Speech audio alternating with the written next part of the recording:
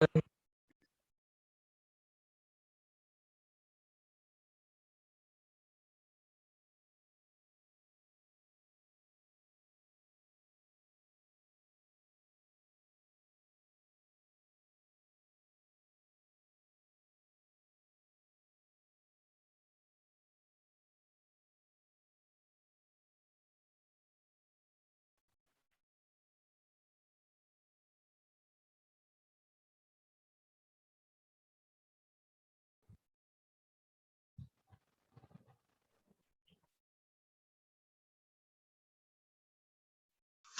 Morning.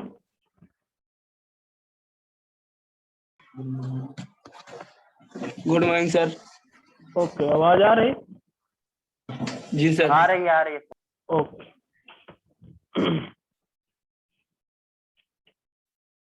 आप लोगों के पास ओरिकल सॉफ्टवेयर है कि नहीं? Any student?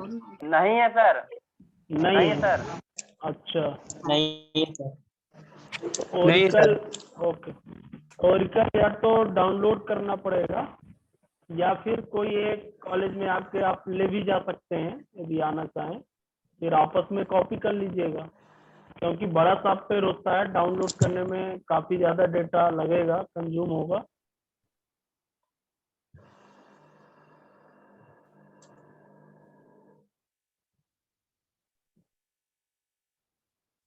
जितने लोग स्टूडेंट कनेक्ट हैं उनमें से किसी के पास ओरिकल नहीं है?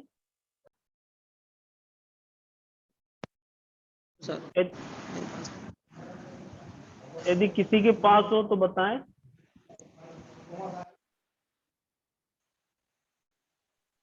नहीं है सर, नहीं है। ठीक ठीक ठीक। तो उसके दो ही रास्ते हैं, एक तो हम डाउनलोड करना बता ही देंगे तो आप लोग कर लीजिएगा, और यदि नहीं होता है तो आप ले जा सकते हैं। दूसरा, या तो फिर आपके पास कोई सीनियर स्टूडेंट हो आपके, तो उनके पास अवेलेबल होगा, आप उनसे भी ले सकते हैं। ओके, तो आइए स्टार्ट करते हैं। अभी तो ऐसे भी मैं इंट्रोडक्शन बता रहा हूँ, और आपको कोशिश करिएगा, ट्राई करिएगा, यदि आप हो सके तो डाउनलोड भी कर लीजिए तब तक। ओरिकल जो भी आपको मिल जाए, 11G 12 उसके वर्जन होते हैं, तो 11 या 12 जो आपको मिल जाए वो आप डाउनलोड कर सकते हैं। ओके, चलिए आज की क्लास स्टार्ट करते हैं।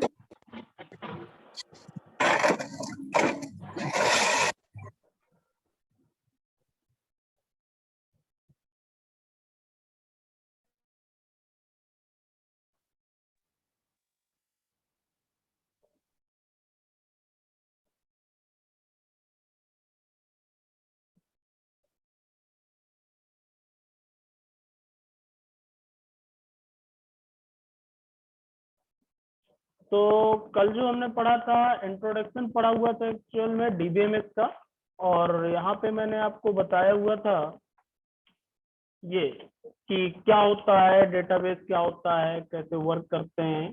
और एक्चुअल में यहाँ पे मैंने बताया था कि जो डीबीएमएस होता है उसके अंतर्गत हम डेटाबेस को मैनेज करते हैं। डेटाबेस को मैनेज करने के लिए सॉफ्टवेयर या एप्लीकेशन का यूज किया जाता है। ये जो सॉफ्टवेयर डीबीएमएस सिस्टम जो होते हैं बेसिकली टू टाइप से काम करते हैं बताया था। एक तो सिक्वल होता है जिसको स्ट्रक्चर्ड क्वेरी लैंग्वेज कहा जाता है, और एक नो सिक्वल होता है। तो आज हम जानेंगे सबसे पहले कि सिक्वल और नो सिक्वल में क्या डिफरेंस है। तो देखिए, इसके लिए मैंने ये कुछ पॉइंट लिखे हैं, बहुत शॉर्ट में भी मैं डिफरेंस बता रहा हूँ, क्योंकि आगे हम इसको डिटेल में जब पढ़ेंगे तो और ज्यादा आपको नॉलेज हो जाएगी, फिर आप आसानी से देख सकते हैं कि दोनों के बीच में क्या डिफरेंस है। तो यदि सिक्वल को क्या कहते हैं, स्ट्रक्चर्ड क्वेरी लैंग्वेज होती है, और नो सिक्वल है नॉट ओनली सिक्वल, यानी कि उसमें स्ट्रक्चर्ड क्वेरी लैंग्वेज नहीं होता है। यदि मैं बात करूं तो SQL database are the primary called the relational database, यानी कि आपने पढ़ा है, देखिए डीबीएमएस आपने पढ़ा हुआ है, और रिलेशनल डेटाबेस की यदि बात की जाए तो जिसको आरडीबीएमएस कहा जाता है। यदि सिक्वल जो होता है तो हम कह सकते हैं जो सिक्वल है वो क्या है, हमारा आरडीबीएमएस। आरडीबीएमएस का मतलब क्या होता है स्टूडेंट, कि आपस में रिलेशन होना, दो टेबल के बीच या दो से अधिक टेबल के बीच में जब रिलेशन पाया जाता है वो क्या कहलाता है, आरडीबीएम। आपने रिलेशन पढ़े होंगे जिसको कहा जाता है one two one relation, one two many relation, ऐसे विभिन्न प्रकार के रिलेशन पाए जाते हैं। उनको इम्प्लीमेंट करने के लिए क्या यूज किया जाता है, सिक्वल, यानी कि एक दूसरे से टेबल रिलेटेड होती है, एक दूसरे पर डिपेंड होती है। और नो सिक्वल की बात करें, are the primary called the non relational और डिस्ट्रीब्यूटेड डेटाबेस, यानी कि उनका कोई रिलेशन नहीं होता है, सेपरेट डेटा जब स्टोर होता है वो आपका होगा क्या, नो एसक्यूएल, यानी कि डेटा का दूसरे डेटा से कोई भी कनेक्शन ना हो, एक टेबल का दूसरे टेबल पे कोई डिपेंडेंसी ना हो, तो वो आपका क्या कहला जाएगा, नो सिक्वल। यदि एक टेबल दूसरे टेबल पर डिपेंड है, एक रिकॉर्ड दूसरे टेबल के रिकॉर्ड पे डिपेंड है, तो वो कहलाएगा RDB. SQL database are the table base होता है, यानी कि जिसमें डेटा स्टोर होता है, जो टेबल स्टोर होता है, और ये जो होता है डॉक्यूमेंट बेस पे होता है, डॉक्यूमेंट के रूप में। मैं सिंपल बात करूं, जैसे एमएस वर्ड में बिना टेबल बनाए कोई डेटा हम स्टोर करते हैं नॉर्मली, तो आपका आ जाएगा नो सिक्वल में। और यदि हम कोई टेबल बनाकर एमएस एक्सेस में एक टेबल बनाए, दूसरी बनाए, आपस में रिलेशनशिप, आपने एमएस एक्सेस चलाया भी है, उनके बीच में रिलेशनशिप भी क्रिएट किए होंगे, यदि उनको हम क्रिएट करते हैं तो वो आपको कहलाएगा सिक्वल। फॉर एग्जाम्पल यहाँ पे बात करें, सिक्वल डेटाबेस वर्टिकली स्केलेबल होता है, यानी कि वर्टिकल के रूप में आपका स्टोर करता है। आगे मैं एग्जांपल आपको समझाने वाला हूँ, वर्टिकल के रूप में, यानी कि रो और कॉलम के रूप में आपका टेबल डेटा यहाँ पे स्टोर होता है। और ये जो होता है एक्चुअल में हॉरिजॉन्टली होता है, हॉरिजॉन्टल के रूप में इसको स्टोर किया जाता है। अब यदि हम बात करें कि सिक्वल के कौन कौन से एग्जांपल है, जैसे ओरिकल हमको सीखना है, इसके अंदर जो हम डेटाबेस बनाएंगे किस तरीके का बनाएंगे स्टूडेंट, सिक्वल टाइप का, यानी कि ओरिकल के अंदर जो हम सीखने जा रहे हैं वो किस प्रकार के डेटाबेस को मेंटेन करेंगे, सिक्वल, यानी कि रिलेशनल डेटाबेस को मेंटेन करेंगे। ऐसे ही बहुत सॉफ्टवेयर आते हैं, जैसे ओरिकल है, सिक्वल है जिसको कहा जाता है, माई सिक्वल है, एक्सेस है, पोस्टग्रेस है, बहुत सारे ऐसे आपके एप्लीकेशंस हैं, डेटाबेस सॉफ्टवेयर हैं, जिनका यूज करके सिक्वल डेटा को आसानी के साथ मेंटेन किया जा सकता है। और यदि हम इसकी बात करें नॉन सिक्वल की, तो मोंगो डीबी आता है, रेडिस आता है, नीच फोर्ज आता है, कैसेंड्रा, ये जो डेटाबेस हैं ये एक्चुअल में नो एसक्यूएल डेटाबेस होते हैं। कैसे, एक एग्जांपल मैं आपको दिखाना चाहूंगा, जैसे ये सिक्वल में जो डेटा स्टोर होता है एज ए टेबल होगा, जैसे टेबल का नाम एम्प्लॉय हुआ, ओके, और यहाँ पे हम क्या बनाते हैं, फील्ड बनाते हैं स्टूडेंट, है ना, आईडी नंबर हुआ, नेम हुआ, एफ नेम हुआ, जॉब कोड हुआ, सैलरी हुआ, कौन हुआ, ये हमारी क्या कहलाएंगे स्टूडेंट, फील्ड कहलाएंगे, फील्ड, ये हमको फील्ड कहलाते हैं। यानी कि मैं कह सकता हूं जो कॉलम के रूप में स्पेसिफाई की जाती है वो हमारी क्या होती है, फील्ड होती है। और ये सभी हमारे क्या कहलाते हैं स्टूडेंट, आपको मालूम ही होगा, ये क्या कहलाते हैं, रिकॉर्ड। जो रो के रूप में स्पेसिफाई होंगे वो हमारे क्या कहला जाएंगे, रिकॉर्ड। यहाँ पर एक ये पूरा रिकॉर्ड हो गया किसका, आपका आईडी नंबर ये हुआ, इसका नाम ये हुआ, इसका एफ नेम ये हुआ, इसका जॉब कोड ये हुआ, सैलरी ये हुई, फोन नंबर ये हुआ, ये एक प्रॉपर क्या हो गया स्टूडेंट, रिकॉर्ड हो गया। और ये आपके क्या हो गए, फील्ड हो गए, जो कॉलम के रूप में होते हैं। अब देखिए वर्टिकली स्केलेबल, मैंने बताया था कि वर्टिकल के रूप में स्टोर होता है। ये देखिए यहाँ से जो डेटा स्टोर हो रहा है वर्टिकल के रूप में, एसएसएल के रूप में स्टोर होता जाता है। इसका एक ड्रॉबैक जो पॉइंट होता है, सबसे बड़ी बात कि इसमें जो ड्रॉबैक पॉइंट है वो ये है कि जो डेटा एक सेल लिमिटेड सेल होती है, जैसे डेटा बढ़ता जाता है वैसे इसकी सेल पे इफेक्ट पड़ता है। जैसे आप एक्सेल की बात करें, एक्सेल में जो डेटा स्टोर होता है एज ए सेल में ही होता है और रो के रूप में आपका बढ़ता जाता है, ओके। और यदि मैं नो एसक्यूएल की बात करूं स्टूडेंट, तो देखिए सेपरेट डेटा स्टोर करता है, सेपरेट वर्टिकली अलग अलग, एक रिकॉर्ड ये अलग बनाएगा, दूसरा रिकॉर्ड अलग बनाएगा, तीसरा अलग, चौथा अलग, ऐसे बहुत सारे हॉरिजॉन्टली अलग अलग स्टोर करता है। जैसे यहाँ पे आप देख सकते हैं, ये एक एग्जांपल मैंने नो एसक्यूएल का लिया है, आईडी लिया और इस आईडी को स्टोर किया, आईडी के बाद फर्स्ट नेम दिया, फिर लास्ट नेम, फिर ईमेल, फीचर, पासवर्ड, ये एक रिकॉर्ड हो गया स्टूडेंट, फिर मैं इसी प्रकार से स्टोर करूंगा, फिर आईडी लूंगा, फिर यूजर नेम, यानी कि अलग अलग डेटा। यानी कि प्रॉब्लम कितने नहीं आती है, जब अलग अलग होता है तो एक दूसरे से रिलेटेड नहीं होता, कनेक्टेड नहीं होता, और किसी प्रकार की कोई भी प्रॉब्लम नहीं आती है स्टूडेंट। ओके,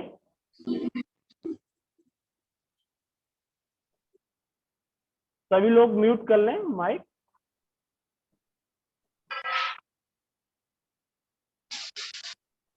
तो ये देखिए, इस तरीके से आप क्या कर सकते हैं स्टूडेंट, डेटा जो आपका होगा वो एक्चुअल में दो कैटेगरी में हमने बताया, या तो एसक्यूएल के रूप में हम उसको यूज करेंगे या नए एसक्यूएल। तो यदि हमको ओरिकल पढ़ना है तो ओरिकल जो हमको पढ़ना है एसक्यूएल के अंतर्गत आता है, और एसक्यूएल डेटा को हमको क्या करना है, यूज करना है।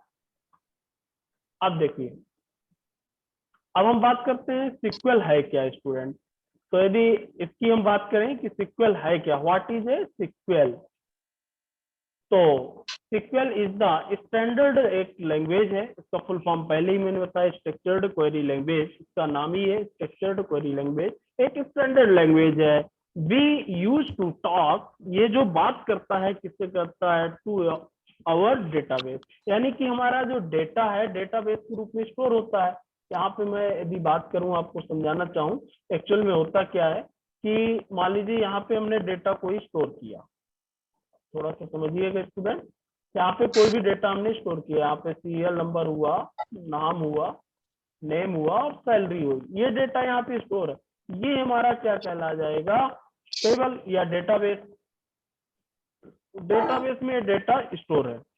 अब हमको यदि किसी डेटा की आवश्यकता है, हम चाहते हैं कि वो सभी रिकॉर्ड फाइंड आउट करना चाहते हैं जिसका नाम राम हो, वो सभी रिकॉर्ड डेटाबेस से हम देखना चाहते हैं जिनका नाम राम है। तो एक्चुअल में अब यूजर डेटाबेस से कैसे इंटरेक्ट होगा, डायरेक्ट तो डेटाबेस से इंटरेक्ट हो नहीं सकता ना, डेटा कहाँ स्टोर है, हार्ड डिस्क में है, कहाँ पर है, तो यूजर यहाँ पे होगा। अब यूजर को डेटाबेस से इंफॉर्मेशन चाहिए, तो यूजर कोई ना कोई डीबीएमएस का यूज करेगा, डीबीएमएस यानी कि सॉफ्टवेयर, यानी कि जैसे हमको यूज करना है क्या, ओरिकल, जैसे आपकी पहले यूज किए एक्सेस, आप किस में क्वेरी करोगे, ओरिकल में या एक्सेस में, और एक्सेस किससे डेटा को फाइंड आउट करेगा, डीबी से, डेटाबेस से। एक्सेस जो फाइंड आउट करेगा वो किससे करेगा, डेटाबेस से फाइंड आउट करेगा। तो इस तरीके से एक्चुअल में क्या होता है,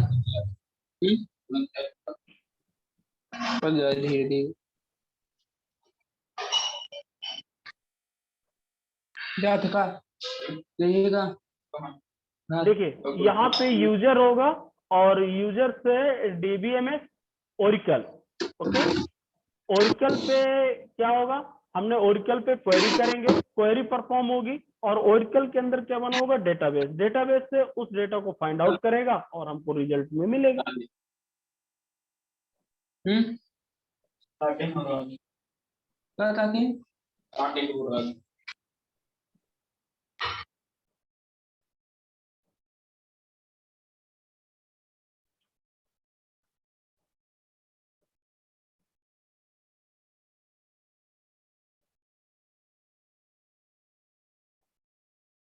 तो इस तरीके से ये वर्क करता है सिक्वल। अब देखिए, अब तो यहाँ पे मैंने बताया जो सिक्वल है एक्चुअल में क्या है, स्टैंडर्ड लैंग्वेज है, टॉक टू आवर डेटाबेस, हमसे हमारे किससे बात करती है वो, डेटाबेस से, ये डेटाबेस से, देखिए ये यहाँ पे, और हम किससे बात करते हैं, अपने सॉफ्टवेयर जैसे ओरिकल, एक्सेस, हम उसके माध्यम से क्वेश्चन करते हैं और हमारे डेटाबेस से वो फाइंड आउट करके हमको आंसर देता है। अब आरडीबीएमएस मैंने पहले बताया, रिलेशनल डेटाबेस, इसके लिए बहुत सारे सॉफ्टवेयर प्रोवाइड किए गए हैं, जिसमें से जैसा कि आपको मालूम है कि हम क्या सीख रहे हैं स्टूडेंट, ओरिकल सीख रहे हैं। लेकिन यदि आप चाहें तो इनमें से किसी भी सॉफ्टवेयर का यूज कर सकते हैं, जैसे हमको ओरिकल पे काम करना है, ऐसे ही माई सिक्वल भी होता है, पोस्टग्रेस सिक्वल भी होता है, सिक्वल लाइट भी होता है, मेनी अदर सॉफ्टवेयर भी है, जैसे आपने एक्सेस भी सीखा हुआ है। लेकिन ये सभी क्या कहलाएंगे स्टूडेंट, ये कोई भी सॉफ्टवेयर होंगे, ऑल यूजेस द एसक्यूएल, मैंने पहले कैटेगरी बताया है एसक्यूएल और नो एसक्यूएल, ये कोई भी सॉफ्टवेयर जो यूज करेंगे, किसको यूज करेंगे, एसक्यूएल को यूज करेंगे। ओके, तो अब देखिए किस तरीके से एसक्यूएल यूज करता है, एक एग्जांपल के तौर पे आगे हम क्वेरी सीखेंगे। जैसे मैंने एक यहाँ एग्जांपल लिया है, find all user who are 16 year old, वो सभी यूजर फाइंड आउट करना है जो 16 ईयर से अधिक है। ओके, तो उसके लिए मैं नॉर्मली एक सिंपल सी क्वेरी लिख सकता हूं, अभी आपको क्वेरी बनाना मैं सिखाऊंगा आगे।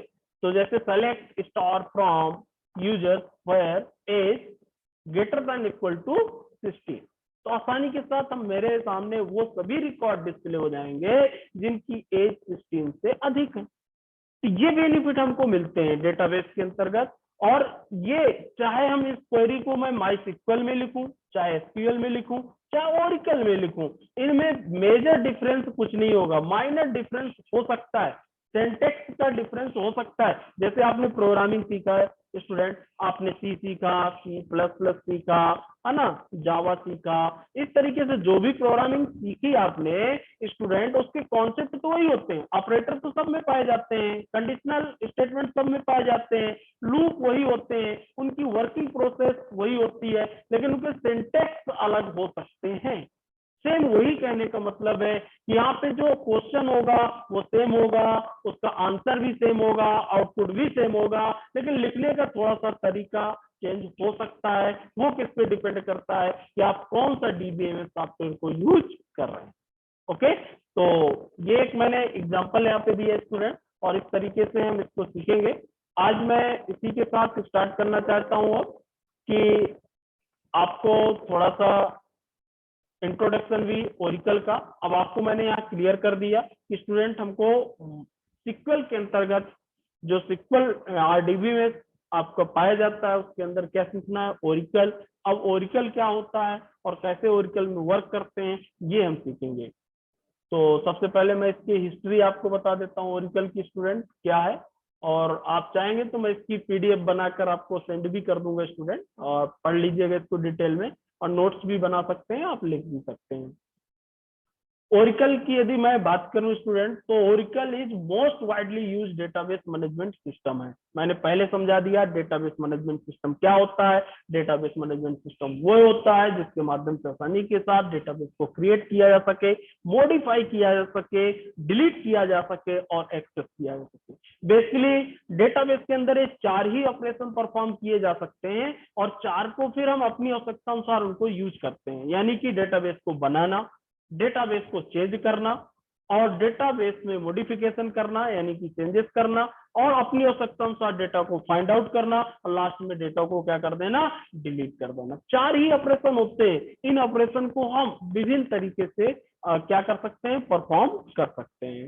मोस्ट ऑफ द कंपनी, जितनी भी कंपनी है इस समय ओरिकल को यूज करती हैं। मैं यहाँ पे समझाना चाहूंगा आपको, कोई भी आप सॉफ्टवेयर डेवलपमेंट का काम करेंगे, चाहे वो जावा में बनाए, चाहे डॉटनेट में बनाए, चाहे एंड्रॉइड में बनाए, किसी भी प्रोग्रामिंग लैंग्वेज में बनाए, लेकिन उसमें डेटाबेस की आवश्यकता जरूर होती है। और डेटाबेस मैनेज करने के लिए कहीं ना कहीं आपको उसके डीबीएमएस का नॉलेज होना बहुत जरूरी है। किसी भी सॉफ्टवेयर में क्वेरी परफॉर्म करने के लिए डीबीएमएस से यदि आपको नॉलेज है तभी उस सॉफ्टवेयर को आप डेवलप कर सकते हैं। इसको प्रोनाउंस में सिक्वल भी कहा जाता है, सिक्वल लैंग्वेज भी शॉर्ट में कहते हैं। मैंने यहाँ पे हिंदी में भी इंग्लिश में भी आपको लिख दिया है, आप इसको देख सकते हैं। और ये आपकी एक सिंपल इंग्लिश की क्वेरी होती है। इंग्लिश की क्वेरी के रूप में जैसे मैंने आपको दिखाया कि मुझे फाइंड आउट करना था 16 ईयर, जो आपके अधिक यूजर हैं 16 साल से, वो कैसे हैं। सिंपल मैंने एक क्वेरी लिखी, सेलेक्ट स्टार फ्रॉम, और एज को चेक कराया ग्रेटर देन इक्वल टू 16,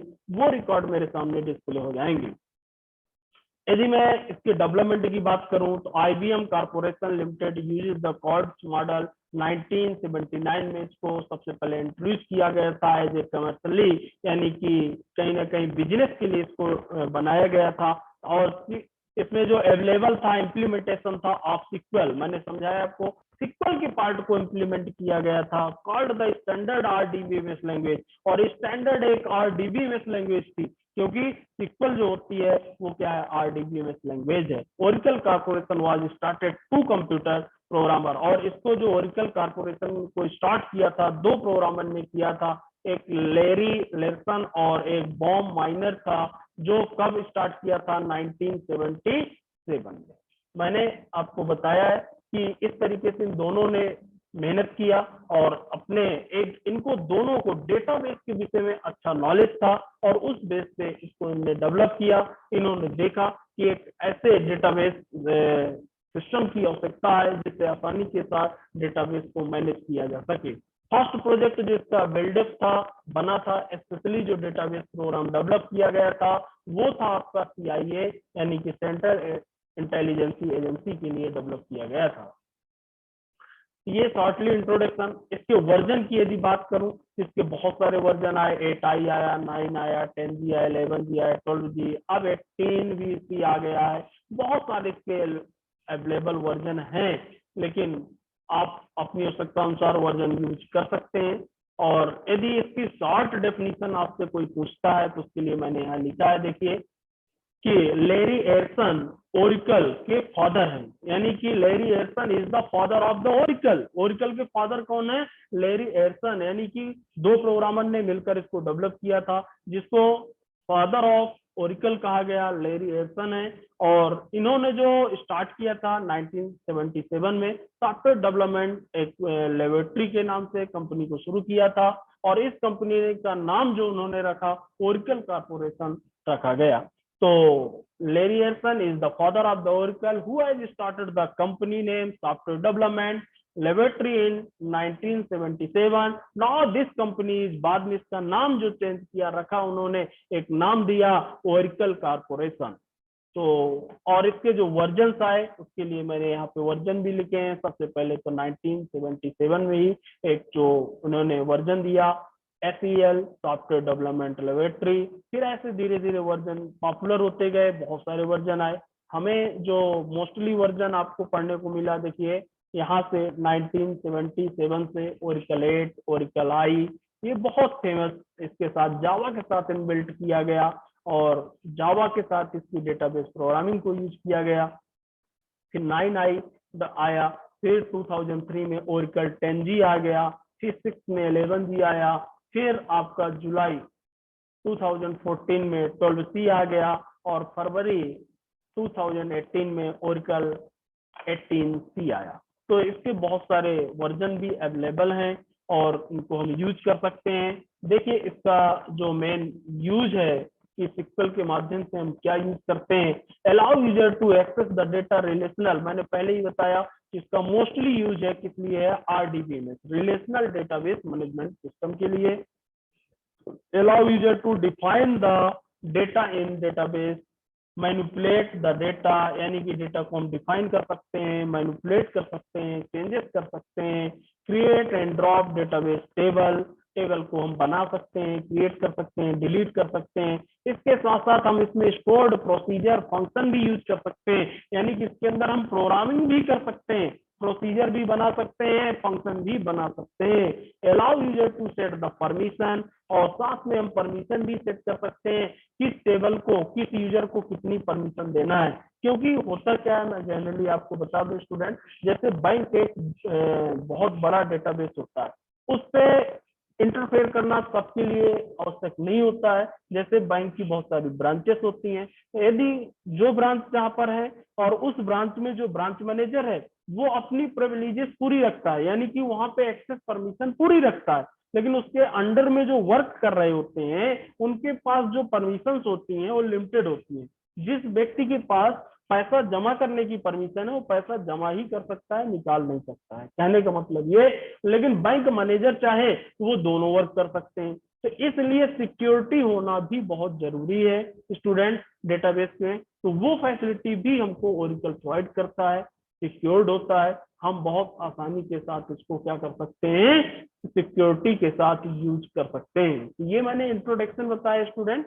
और अब बात करते हैं यदि डाउनलोड की, तो डाउनलोड करने के लिए देखिए आपको क्या करना है स्टूडेंट, ओरेकल 11G या 12C जो भी आपको मिल जाए उसको आप डाउनलोड कर लेना, और यदि नहीं होता है तो कल मैं एक डेमो दे दूंगा डाउनलोड पे भी, और उसकी इंस्टॉलेशन प्रोसेस पे भी कल मैं एक डेमो दे दूंगा। इसके बाद स्टूडेंट क्या करेंगे हम कि अब हम ओरेकल स्टार्ट करेंगे और इसमें कमांड यूज करेंगे। तो कौन सी कमांड यूज की जाती है, कैसे ओरिकल को चलाते हैं। देखिए ओरिकल हमारा दोनों फॉर्मेट में अवेलेबल है, हम कमांड के माध्यम से भी ओरिकल को चला सकते हैं स्टूडेंट, और यदि हम चाहें तो जीयूआई फॉर्मेट में भी ओरिकल को चला सकते हैं, यानी कि जीयूआई के रूप में भी ओरिकल चलाया जा सकता है, कमांड के रूप में। तो मैं आपको दोनों सिखाऊंगा, तो आप एक बार ट्राई करिएगा ओरिकल को डाउनलोड करने के लिए। यदि होता है तो ठीक है, नहीं होता है तो कल मैं एक डेमो आपको दूंगा जिसमें से ओरिकल को डाउनलोड करना और साथ में इंस्टॉलेशन प्रोसेस, इसको कैसे इंस्टॉल करते हैं कंप्यूटर में वो बताऊंगा। और इसके साथ साथ कल से अब हम स्टार्ट करेंगे कमांड, ओरिकल की कमांड कैसे चलाते हैं ओरिकल में। ये फुली प्रैक्टिकल सब्जेक्ट है और डेटाबेस से रिलेटेड है, मैंने जैसा कि बताया। इसकी आपको जरूरत, आप कहीं भी जाएंगे सभी जगह पड़ेगी।